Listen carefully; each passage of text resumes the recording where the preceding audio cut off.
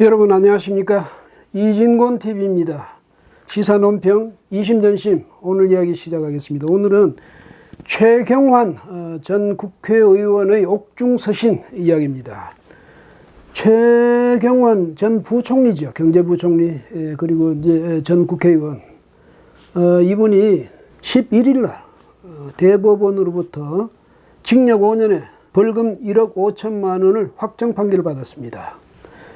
이제 제목은요, 특정범죄가중처벌법상의 뇌물죄입니다. 그러니까 국정원장으로부터 1억 원을 뇌물로 받았다는 그런 혐의로 결국은 이렇게 5년이란 중형을 선고받게 됐습니다. 아마 개인적으로 이분을 아시는 많은 분들이 굉장히 안타까워할 것 같습니다. 인간적으로 보면요, 저도 역시 이제 한 개인으로서의 최 전 의원이 안타깝기도 하고 또 그 처지가 굉장히 안쓰럽기도 하고 그렇습니다. 물론 저는 뭐 그분을 전혀 모릅니다만은, 왜냐하면 그분이 말하는 그 억울하다, 이 형량에 대해서 억울하다, 이거는 저도 그 공감이 갑니다. 무슨 얘기냐면 국정원장이 1억 원을 뭐냐면 국회 대책비로서 줘가지고 그걸 가지고 전액을 국회 활동에 다 썼다는 것 아닙니까? 그러면서 자기는 그러니까 그걸 범위를 전혀 갖지 않았다는 거죠. 근데 아마 그게 이제 그때까지 어떤 관행이었든지 뭐 그래서 썼다는 건데, 사실은 국정원의 그 특수활동비, 그게 애초에 만들어질 때 어떤 취지로 만들어졌는지 그것부터 설명이 돼야 되고, 또 그것이 용도나 용처가 분명히 정해져 있고 거기에 엄밀하게 거기에 따라서 집행되어야 한다, 뭐 그런 조건이 있었는지 없었는지 그것도 밝혀져야 되겠고, 아니면 또 국정원장이 이 국정원의 뭐 목표라든지 임무 그런 것을 수행하는 데 있어서 필요하다고 이 국정원장이 판단해서, 아니면 국정원이 판단해서 이렇게 재량으로 집행한 것인지 그게 이제 확인이 돼야죠. 그런데 어쨌든 이게 이제 적폐청산이라는 차원에서 최 전 의원이 이렇게 중형을 선고받게 되었습니다. 그 점에서는 뭐 보니까 정말 억울한 측면이 있겠다 이런 생각이 듭니다. 그리고 사실은요, 현 정권은 스스로 촛불혁명 정부라고 그러지 않습니까? 예? 촛불정부, 촛불혁명정부라고 그러는데, 그렇다면 이 적폐청산 이 과정도 혁명검찰에 의해서 그것이 수사되고 혁명법정에 의해서 단죄되는 그런 일련의 과정이었는지 모르겠다 이런 생각도 들거든요. 그러니까 뭐냐면 적폐라는 것이 우리가 이제 생각할 때는, 그 이전에 생각할 때는 상식적으로 이것은 계속 쌓여온 어떤 그런 폐단, 뭐 아니면 그런 불법 행위, 그런 불법적인 행태, 뭐 이런 것을 가리킨 줄 알았는데, 그간에 이렇게 현 정부가 진행해오는 적폐청산 작업, 이걸 가만 들여다보자면 그때 그 자리에 있었던 사람들 각각 개개인 그 자체를 적폐라고 인식해온 게 아닌가 이런 생각이 들 정도입니다. 최경환 전 의원의 경우도 마찬가지겠죠. 이제 전 의원은요, 사실은 이 억울함, 이것은 이제 뒷부분에 쓴 거고, 앞부분에, 그 서신의 앞부분에서는, 뭘 썼냐면, 이제, 이 자신이 탄핵에 대한 어떤 죄책감, 그 다음 자기가 그러니까 영원한 정치적 죄인이다, 뭐 이런 것을 토로하는 그런 내용이었습니다. 그걸, 자유한국당 의원 일일이 그 앞바피, 이걸 다 보낸 거죠. 근데 이왕 보낼 것이었다면 자신을 찍어준 그 지역구의 그 지지자들, 또 거기서 같이 일했던 그 동료들, 그 다음에 당의 그 당료들, 이런 사람들한테도 다 같이 이렇게 보냈더라면 하는 그런 아쉬움은 있네요. 근데 과연 이 자체가 정말 어느 정도의 진정성을 담은 것인가, 거기에 대해서는, 왜냐하면 물론 이제 자신의 그 죄책감을 말한 건 좋고 거기에 대해서 사죄의 뜻을 표한 건 좋은데 너무 늦었잖아요. 좀 진작 이런 식으로 스스로 자신의 그 자책하는, 또 자신의 죄가를 아니면 과오를 당의 모든 사람들한테 사과하는 그런 사람들이 진작에 있었더라면 오늘 같은 상황이 벌어졌겠는가. 탄핵 자체가 안 됐을 수가 있다. 저는 그렇게 아쉬움이 있습니다. 그런 점에서 보면 너무 늦었고, 그 점에서는 진정성도 좀 결여된 거 아닌가 이런 생각도 듭니다. 어쨌든 최 전 의원은 이렇게 썼습니다. 박근혜 전 대통령을 잘못 보필하여 탄핵에 이르게 하고 탄핵을 막아내지 못한 책임은 어느 누구보다도 저에게 크다. 탄핵당했던 그 순간부터 저는 영원한 정치적 죄인으로 생각하고 스스로를 유배시켜왔다. 지금의 옥살이도 그에 대한 업보라고 생각하고 속지 않은 마음으로 꿋꿋이 견뎌내려고 한다. 이제 이렇게 돼 있었는데, 만약에요, 2016년 4월 13일 총선, 뭐 그 이전에 그 공천 파동이 뭐 더 말할 것도 없지만 그 이후에라도, 참패를 겪고 난 이후에라도 정말 이렇게 책임감을 느끼고, 뭐 그때 많았잖아요. 진박, 친박, 무슨 뭐 골박 뭐 많았잖아요. 그렇게 위세를 떨치던 사람들이 그 중에서 몇 명이라도 나와서 나는 이 책임을 통감하고 정계 은퇴합니다든지 의원직을 내놓겠습니다. 그런 사람이 있었더라면 어떻게 탄핵까지 갈 수가 있었겠습니까? 오히려 그 사람들은 그 이후에도 계속 당권을 휘어잡기 위해서 그렇게 그런 데만 관심을 갖고 또 거기에만 집착하는 그런 모습을 보였죠. 그러니까 이 자기들의 당이 만들어낸 정권을 스스로 붕괴시키는 이런 상태까지 오지 않았겠습니까? 예. 어쨌든 그 바람에 2017년 3월 12일 박근혜 전 대통령은 헌법재판소에 의해서 파면당했습니다. 그리고 3월 31일 구속 수감됐죠. 이 특검에 의해서. 그리고 그 이후에 한 주일에 4번씩 초인적인 체력으로도 감당할 수 없는 그런 재판을 견뎌야 했습니다. 그렇게 했는데 그 이후에 엄청스러운 그런 중형을 선고받았죠. 그런데 그 과정 동안에 그때 박근혜 전 대통령 위세를 빌려서 당내에서 실력자인 양 했던 사람들, 정치적으로 아주 거물인 양 했던 사람들, 그때 뭐 했습니까? 아무도 한 거 없었죠. 누가 책임졌습니까? 아무도 책임 안 졌지. 책임진다고 한 사람도 있긴 있었어요. 2017년 1월 2일 날 이정년 그 전 대표가, 당 대표가 이건 이제 당의 분열에 책임을 진다, 뭐 이런 차원에서 자신이 이제 책임을 진다고 했는데 그 책임진 게 뭐냐? 탈당이었습니다. 의원직을 내놓은 게 아니라 탈당이었죠. 친박의 좌장이라고 했던 8선의 서청원 의원, 작년 6월 20일인가요? 또 책임을 졌습니다. 무슨 책임요? 탈당했습니다. 당에서 입지가 굉장히 이제 어려워지니까 그냥 당에서 나간 거죠. 의원직 계속 지금도 갖고 있어요. 그 중에 누가 책임을 졌다고 생각하십니까? 아무도 책임진 사람 없었잖아요.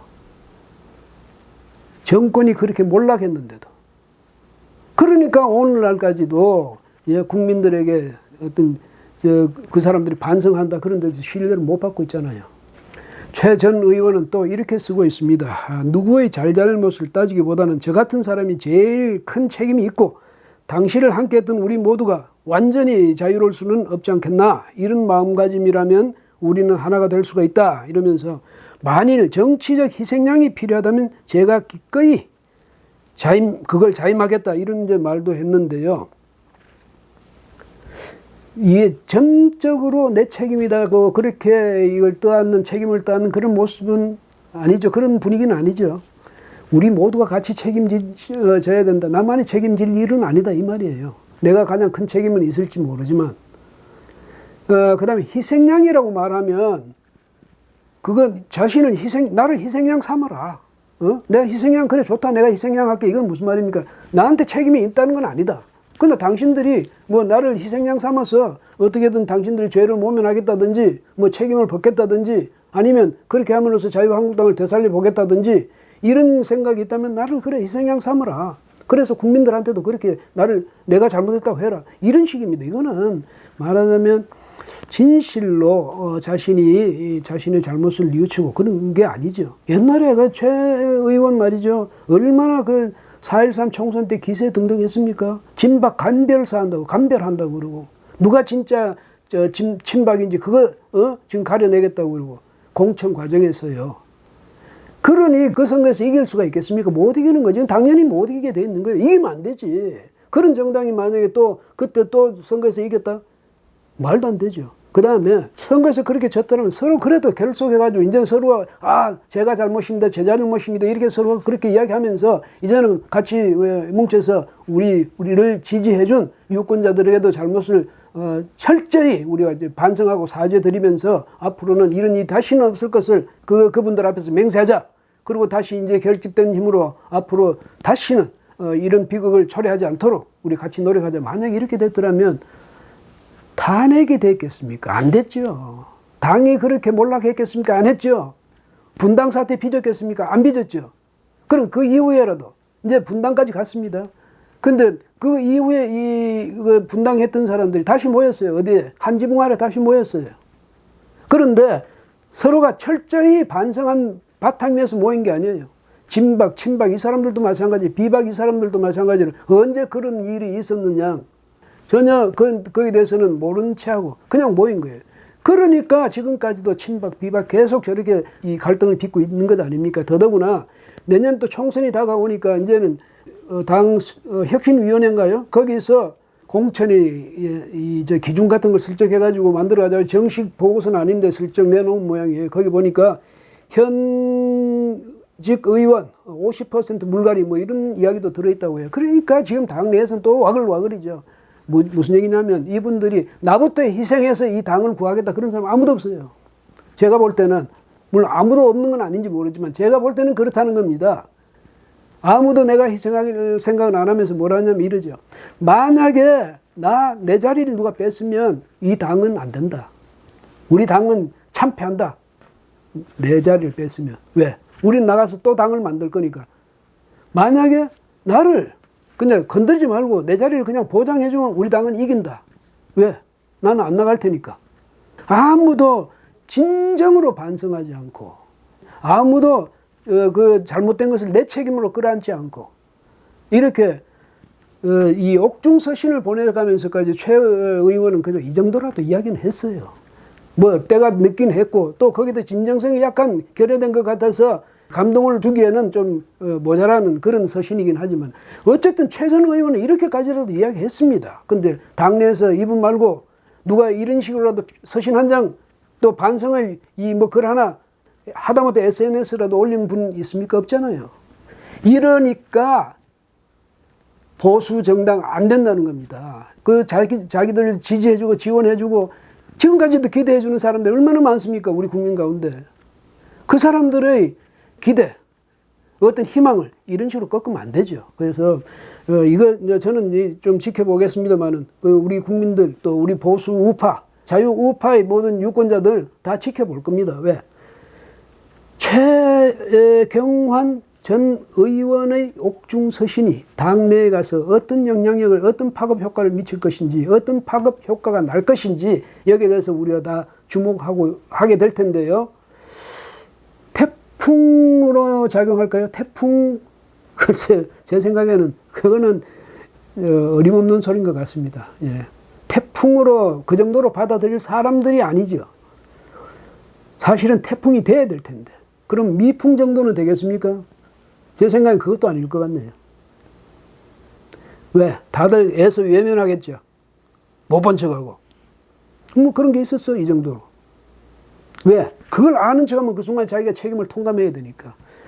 그래서 이것 때문에 또 이제 앞으로 지켜보다 우리가 또 얼마나 또 실망해야 될지는 모르겠습니다만은 어쨌든 지금의 기대로는 최경환 전 의원의 그 옥중서신이 그럼에도 불구하고 약간의 말하자면 이 기대에 조금 못 미쳤다. 뭐 그 점에도 불구하고 이것이 계기가 되어서 자유한국당이 모든 그 자유한국당 구성원, 그중에서 특히 국회의원직을 갖고 있는 이런 분들, 또 다음 선거에 나가겠다는 분들 정말 이번에는 각오를 단단히 하고 서로 결속하면서 서로가 서로에게 자기 잘못을 반성하고 또 그 사람들의 잘못을 이해해가면서 같이 함께 노력해가지고 진정한 자유우파 정당을 새로이 만들어서 다음 총선에서는 기필코 승리해 주기를 기대합니다. 만약에 그렇게 되지 않으면 앞으로 정말 자유우파 정치인이라고 자처하는 사람들